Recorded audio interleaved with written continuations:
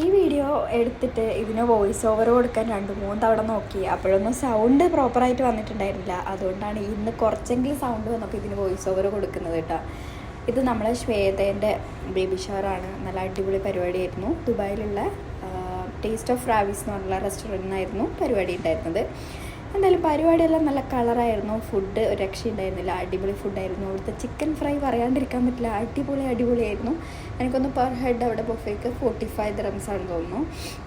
എന്തായാലും നല്ല ഫുഡായിരുന്നു. അതിന് ശേഷം നമ്മൾ വീട്ടിലൊക്കെ വന്ന് കിടന്നുറങ്ങി. പിറ്റേ ദിവസം എനിക്ക് ഓഫായതുകൊണ്ട് തന്നെ രാവിലെ എണീക്കാൻ ഒരു ഇഷ്ടമുണ്ടായിരുന്നു.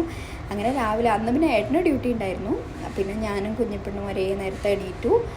പിന്നെ ഇത് ബ്രേക്ക്ഫാസ്റ്റൊക്കെ ഉണ്ടാക്കുകയാണ്. നമ്മുടെ വീട്ടിലെ ചേച്ചി ഇന്ന് ലീവ് എടുത്തിട്ടുണ്ട്. അതുകൊണ്ട് ഞാനും മോള് മാത്രമേ ഉള്ളൂ ഇന്ന്.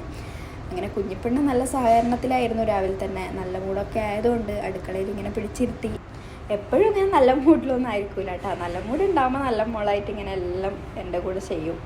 പിന്നെ ഇപ്പോൾ വലുതായല്ലോ, അങ്ങനെ എല്ലാം കണ്ട് വളരട്ടെ. അങ്ങനെ ഇത് നമ്മൾ ബ്രേക്ക്ഫാസ്റ്റൊക്കെ കഴിച്ച് ഈവനിങ് ആയപ്പം ഏട്ടൻ വന്നതിന് ശേഷം ഒന്ന് പുറത്തിറങ്ങാമെന്ന് വിചാരിച്ചു. അങ്ങനെ ഇതേ കുഞ്ഞിപ്പെണ്ണെ ഡ്രസ്സ് ചെയ്യിപ്പിച്ചപ്പം കുഞ്ഞിപ്പെണ്ണ ഒരു കുഞ്ഞ് ഡാൻസ് കളിക്കണം എന്ന് പറഞ്ഞു. അങ്ങനെ കുഞ്ഞിപ്പെണ്ണൻ്റെ ചെറിയ കലാപ്രകടനമാണിത്. പിന്നെ നമ്മൾ ഇന്ന് പോകുന്നത് വീണ്ടും ആക്ച്വലി ഈ ബേബി ഷവർ കഴിഞ്ഞതിൻ്റെ പിറ്റേ ദിവസം നമ്മൾ നേരെ പാട്ടീൻ്റെ വീട്ടിലേക്ക് വീണ്ടും പോവാണ്. ഒന്ന് അവളെ മീറ്റ് ചെയ്യാൻ വേണ്ടിയിട്ട്. കാരണം അതിൻ്റെ നെക്സ്റ്റ് ഡേ അവൾ നാട്ടിലേക്ക് തിരിച്ചു പോവാണ്. ഇപ്പോൾ പാട്ടി നാട്ടിലെത്തിയിട്ട് 3 days ആയി. ഇപ്പോഴാണ് ഈ വീഡിയോ ഒക്കെ ഇടാനുള്ള സമയവും സന്ദർഭവും കിട്ടിയത്. അങ്ങനെ ഇതേ നമ്മളെ പാട്ടി വീടായിട്ടുള്ള DIP ആണ് അവർ താമസിക്കുന്നത്. കുറച്ച് ലോങ്ങാണ് നമ്മളെടുത്തുനിന്ന്. അവിടെ പോയി പിന്നെ അവിടെ നിന്ന് ഫുഡൊക്കെ കഴിച്ച് ഇറങ്ങിയപ്പോൾ ഒരു നേരമായി. പിന്നെ വീണ്ടും പിറ്റേ ദിവസം എനിക്ക് ലീവായതുകൊണ്ട് എനിക്ക് വലിയ പ്രശ്നം ഉണ്ടായിരുന്നില്ല. ഏട്ടന് പിറ്റേ ദിവസം കൂടിയും ഡ്യൂട്ടി ഉള്ളതുകൊണ്ട് ഏട്ടന് കുറച്ച് പ്രശ്നം ഉണ്ടായിരുന്നു. അങ്ങനെ അവിടെ കുറച്ച് നേരം ചിലവഴിച്ച് നമ്മളിത് അവരോട് ബൈ ബൈ ഒക്കെ പറഞ്ഞ് വീട്ടിലേക്ക് തന്നെ മടങ്ങുവാണ്.